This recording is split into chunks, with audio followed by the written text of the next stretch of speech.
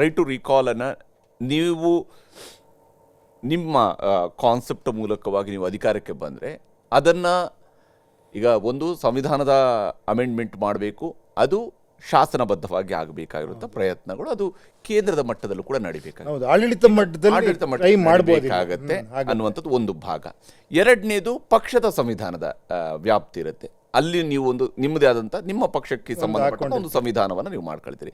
ಅದರ ಪ್ರಕಾರವಾಗಿ ನೀವು ರೈಟ್ ಟು ರೀಕಾಲನ್ನು ಎಷ್ಟು ಸೀರಿಯಸ್ ಆಗಿ ಇಂಪ್ಲಿಮೆಂಟ್ ಮಾಡೋದಕ್ಕೆ ಸಾಧ್ಯವಾಗುತ್ತೆ. ನಿಮ್ಮ ಬಹುಮತಕ್ಕೆ ಬೇಕಾಗಿ ಇವತ್ತು ವಿಜಯ್ ಅವರು 108ರಿಂದ 118ಕ್ಕೆ ಬರೀ 10 ಸೀಟು ತಲುಪೋದಕ್ಕೆ 3 ದಿವಸ ಹೇಗೆ ರಾತ್ರಿ ಹಗಲು ಓಡಾಡಿದ್ರು, ಅದಾದ ನಂತರ ಈಗ ಯಾರ್ಯಾರ ಕಚೇರಿಗಳಿಗೆ ಹೋದರು, ಯಾವ ರೀತಿಯಾದಂಥ ಪರಿಸ್ಥಿತಿ ಆಯಿತು, ಇವತ್ತು ಬಹುಮತ ಬಂದಿದೆ.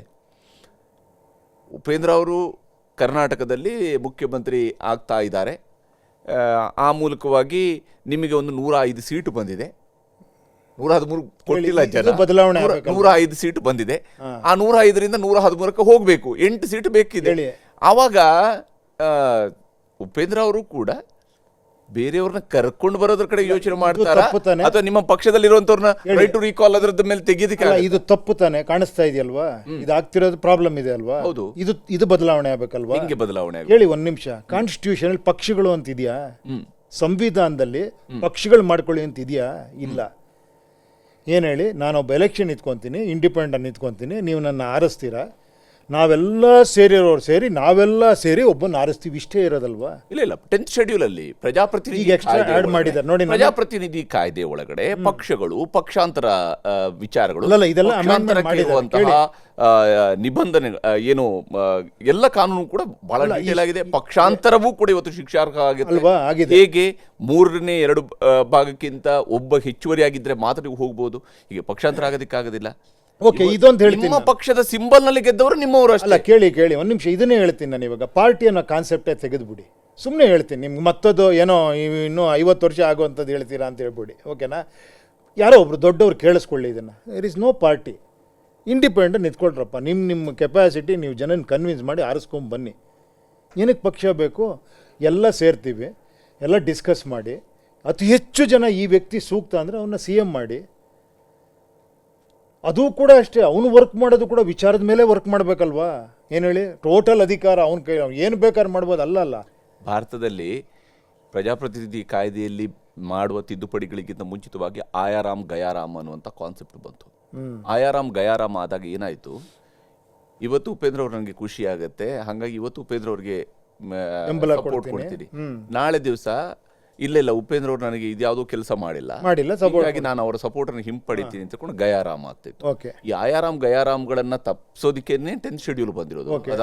ಅದರ ಮೂಲಕವಾಗಿ ನಮ್ಮಲ್ಲಿ ಪಕ್ಷಾಂತರ ನಿಷೇಧಕ್ಕೆ ಸಂಬಂಧ ಕಾಯ್ದೆಗಳು, ಅದನ್ನ 3ನೇ 1 ಪಕ್ಷಾಂತರಕ್ಕೆ ಅವಕಾಶ ಮೊದಲು ಕೊಟ್ಟರು. ಅದು ಕೂಡ ಬಹಳ ಸುಲಭವಾಗಿ ಮಾಡ್ತಾರೆ ಅಂತ ಹೇಳ್ಕೊಂಡು ಈಗ 3ನೇ 2 ಒಂದು ಪಕ್ಷವನ್ನು ಉಡಿಬೇಕು ಅಂದ್ರೆ 3ನೇ 2 ಭಾಗ ಅಂತ ಬೇಕು.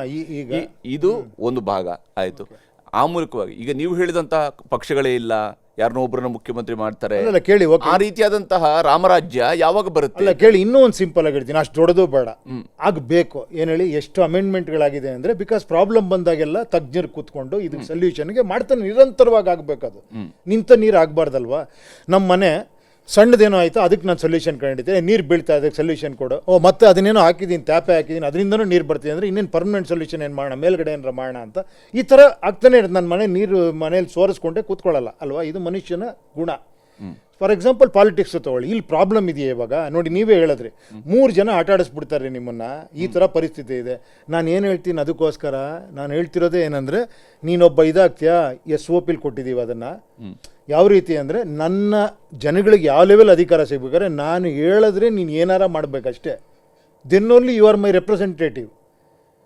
ಅರ್ಥ ಆಯ್ತು? ಫಾರ್ ಎಕ್ಸಾಂಪಲ್ ಸಣ್ಣದಾಗಿ ಹೇಳ್ತೀನಿ ಗುರು, ಒಂದು ವಾರ್ಡ್ ಅಂದ್ಕೊಳ್ಳಿ, ಒಬ್ಬ ಕಾರ್ಪೊರೇಟ್ರು, ಓಕೆನಾ? ವಾರ್ಡಲ್ಲಿ ಎಷ್ಟು ಜನ ಇರ್ಬೋದು? ಒಂದು 4-5 ಸಾವಿರ ಜನ ಇರ್ಬೋದು ಅಂದ್ಕೊಳ್ಳಿ. ಯಾಕಂದರೆ ಚಿಕ್ಕದಾಗಿ ಹೇಳಿದ್ರೆ ಬೇಗ ಅರ್ಥ ಆಗುತ್ತೆ ಅಂತ. 5,000 ಜನದಲ್ಲಿ 3,000 ಜನ ಹೇಳಿದ್ರು, ನೋಡಪ್ಪ ನೀನು ಎಲೆಕ್ಟ್ ಮಾಡ್ತೀವಿ ನಾವು, ನೀನು ಡಿಸಿಷನ್ ಏನೂ ತಗೊಳ್ಳಂಗಿಲ್ಲ. ನಾಳೆ ನೀನು ಅವ್ರಿಗೆ ಸಪೋರ್ಟ್ ಮಾಡ್ಬೇಕಂದ್ರೂ ನಮ್ಮನ್ನು ಕೇಳ್ಬೇಕು ನೀನು.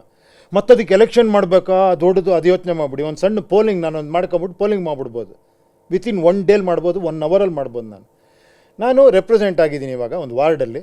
ನಾಳೆ ಒಂದು ಮೇಯರ್ ಎಲೆಕ್ಷನ್ ನಡೀತಾ ಇದೆ.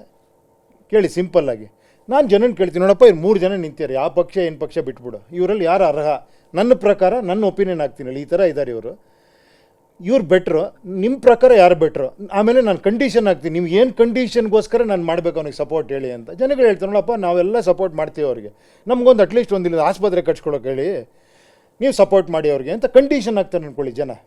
ನಾನು ಆ ಕಂಡೀಷನ್ ಇಟ್ಕೊಂಡು ಅವ್ರ ಹತ್ರ ಬರ್ತೀನಿ, ನೋಡಪ್ಪ ನಾನು ಸಪೋರ್ಟ್ ಕೊಡ್ತೀನಿ, ನಾನು ನಿನಗೆ, ನನ್ನ ಜನ ಕೇಳ್ತಿದ್ದಾರೆ ಅವ್ರಿಗೊಂದು ಹಾಸ್ಪಿಟ್ಲ್ ಬೇಕಂತೆ, ಈ ಕಂಡೀಷನ್ ನಾನು ಸಪೋರ್ಟ್ ಕೊಡ್ತೀನಿ, ಇದೆಷ್ಟು ಚೆನ್ನಾಗಿರುತ್ತೆ, ನನಗೆ ಅಧಿಕಾರ ಕೊಟ್ಬಿಟ್ರಿ ಇಲ್ಲ ಅಂಥದ್ದಾಯಿತು ಅಂದರೆ ವೆರಿ ಸಿಂಪಲ್ ಆಗಿ ಈಗಿರುವಂತಹ ವ್ಯವಸ್ಥೆ ಒಳಗಡೆ ನಾನು ಹೇಳುವಂಥದ್ದು ವೆರಿ ಸಿಂಪಲ್, ಅದನ್ನು ಮ್ಯಾನಿಪುಲೇಟ್ ಮಾಡ್ತಾರೆ. ಏನು ಮಾಡ್ತಾರೆ ಹೇಳಿ ಹೋಗ್ಲಿ, ನಿಮ್ಮ ವೋಟಿಂಗ್ ಅನ್ನ ಮ್ಯಾನಿಪುಲೇಟ್ ಮಾಡ್ತಾರೆ. ಅಲ್ಲ ಅವಾಗ ಡೆಮಾಕ್ರಸಿನೇ ಬೇಡ ಅನ್ಬಿಡಿ. ಇಲ್ಲ, ನೀವು ಡೆಮೋಕ್ರಸಿಯಲ್ಲಿ ಅದಕ್ಕೆ ಬೇಕಾಗಿ ಈ ಉನ್ನತವಾಗಿರುವಂತ ಡೆಮೋಕ್ರಸಿ ಒಳಗಡೆ ಈ ಕೆಲವೊಂದು ಸ್ಟ್ರಕ್ಚರ್ಗಳನ್ನ ರೂಪಿಸುವಂತದಕ್ಕೆ ಅವರು ಕೂಡ ಬಹಳಷ್ಟು ನಮ್ಮ ಜನ ಯಾವ ಸ್ವರೂಪದಲ್ಲಿ ಯೋಚನೆ ಮಾಡ್ಬೋದು. ನಮ್ಮಿಂದ ಆಯ್ಕೆಯಾದಂತಹ ನಾಯಕನೊಬ್ಬ ಅಥವಾ ಅವನನ್ನ ಸೇವಕ ಅಂತ ನೀವು ಕರೆದ್ರು ಕೂಡ ಆತ ಆಯ್ಕೆಯಾದ ತಕ್ಷಣ ನೀವು ಅವಾಗ ಹೇಳಿದ್ರಲ್ಲ ಹೆಂಗೆ ಕಾಲ ಮೇಲೆ ಕಾಲ ಕಳ್ಕೊತ ಮಾಡ್ತಾನೆ, ಆತರ ಆಗ್ತಿದೆ ಅನ್ನಕ್ ನಾನು ಹೇಳ್ತಿರೋದು. ಮತ್ತು ಕೂಡ ಮಾಡೋದಿಲ್ಲ ಅಂತ ಅಲ್ಲ, ನೀವು ಅದನ್ನ ಮಾಡ್ತಾನೆ ಅನ್ಬಿಟ್ಟು ಬಿಟ್ಬಿಡೋದು ಬದಲಾವಣೆನಾ? ಅಲ್ಲ, ಬದಲಾವಣೆ ಅಲ್ಲ. ಹೇಳಿ, ನಾನು ಅದಕ್ಕೊಂದು ಹೇಳ್ತಿದ್ದು ನಾಯಕತ್ವ. ಹೇಳಿ, ನಾಯಕತ್ವ ನೀವು ನಾಯಕತ್ವ ಇದುವರೆಗೆ ಕರೆಕ್ಟ್ ಆಗಿದ್ರಿ, ಇದಾರಲ್ಲ ನಾಯಕತ್ವ, ಉಪೇಂದ್ರ ಅವರ ನಾಯಕತ್ವ. ನನ್ನ ಯಾಕೆ ಹೇಳ್ತೀರಾ? ಇದುವರೆಗೆ ನಾಯಕರು ಸರಿ ಇಲ್ಲ. ನಿಮ್ಮ ಕಾನ್ಸೆಪ್ಟ್ಗೆ ನಾಯಕತ್ವ ನಿಮ್ದಲ್ಲದೆ ಮತ್ತಿನ್ಯಾರನ್ನ ಕೇಳಬೇಕು? ಉಪೇಂದ್ರ ಅವರ ಸಿದ್ಧಾಂತವನ್ನು ಇಟ್ಕೊಂಡು ಹೋಗಿ ಸಿದ್ದರಾಮಯ್ಯ ಅವ್ರ ಜೊತೆ ಕೇಳಕ್ಕಾಗಲ್ಲ. ಉಪೇಂದ್ರ ಅವ್ರು ಹಿಂಗೆ ಹೇಳ್ತಾರೆ, ನೀವು ಸಿದ್ದರಾಮಯ್ಯ ನೀವು ಯಾಕೆ ಇದನ್ನ ಮಾಡ್ತಿಲ್ಲ? ಕಾನ್ಸೆಪ್ಟ್ ಬರ್ಬೇಕಲ್ವಾ? ಕೇಳಕ್ಕಾಗಲ್ಲ. ಒಂದ್ ನಿಮಿಷ ನಾನು ಕೇಳ್ತೀನಿ, ಈ ಕಾನ್ಸೆಪ್ಟ್ ಬರ್ಬೇಕಲ್ವಾ? ಜನಗಳ ಹತ್ರ ಪವರ್ ಇರ್ಬೇಕಲ್ವಾ? ಇರ್ಬೇಕು. ಕೇಳಿ, ಇವತ್ತು ವಿಜಯ್ ಅವ್ರಿಗೆ 4 ಜನ ಯಾರೋ ಸಪೋರ್ಟ್ ಕೊಡ್ತೀವಿ ಅಂದ್ರು, ಆ 4 ಜನ ಫಸ್ಟ್ ಕೇಳ್ಬೇಕಾ ಜನನ್ನ? ಹೌದು. ಹೇಳಿ, ಅವ್ರು ಆರಿಸ್ ಬಂದಿಯಾರಲ್ಲ, ಹೌದು, ನಾವ್ ಈ ತರ ವಿಜಯ್ ಅವ್ರಿಗೆ ಸಪೋರ್ಟ್ ಕೊಡ್ತೀವಿ, ಹೌದು, ನಮ್ಮ ಕ್ಷೇತ್ರ ಜನ ಒಂದು ಪೋಲಿಂಗ್ ವ್ಯವಸ್ಥೆ ಮಾಡ್ಕೊಳ್ಳೇಬೇಕು, ನಾ ಅದಕ್ಕೆ ಇಲ್ಲಿಂದನೇ ಎಲೆಕ್ಷನ್ ಟೈಮ್ ಇಂದನೇ ಅದಾಗಬೇಕು ಅಂತ ಹೇಳಿದ್ರು. ಆ ಟೆಕ್ನಾಲಜಿ ಕೇಳ್ತಾನೆ, ಇವಾಗ ವಿಜಯ್ ಅವ್ರಿಗೆ ಸಪೋರ್ಟ್ ಮಾಡ್ತೀವಿ, ನಮ್ಮ ಏರಿಯಾಗೆ ಏನ್ ಬೇಕಾಗಿದೆ, ನಾನು ಏನ್ ಡಿಮ್ಯಾಂಡ್ ಇಡಬೇಕು ಅವ್ರ ಹತ್ರ, ಹೌದು, ಜನ ಹೇಳ್ತಾರ ಅವಾಗ, ನೋಡಿ ಈ ಡಿಮ್ಯಾಂಡ್ ಇಡಿ ಅವ್ರಿಗೆ, ಹೌದು, ನಮ್ಮ ಕ್ಷೇತ್ರಕ್ಕೆ ಈ ತರ ಬೇಕಾಗಿದೆ ಅಂತ ಹೇಳಿ ಆಗಿದ್ದಿದ್ರಿ ಎಷ್ಟು ಸುಂದರವಾಗಿರೋದು. ಹೌದು. ಈಗ ನೀವು ಸಂಪೂರ್ಣ ಅವ್ರಿಗೆ ಕೊಟ್ಬಿಟ್ರಿ ಅಧಿಕಾರ, ನೆಕ್ಸ್ಟ್ ನಿಮ್ಮನ್ನ ಕೇಳ್ತಾನೂ ಇಲ್ಲ, ನಾ ಬಿಸಿ ಇದ್ದೀನಪ್ಪ ಅಲ್ಲಿ ಅಂತಾನೆ.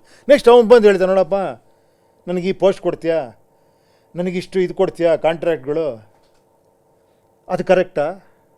ಇದು ಕರೆಕ್ಟಾ ವ್ಯವಸ್ಥೆ ಅಂತ ನಾನು ಹೇಳ್ತಾ ಇರೋದು.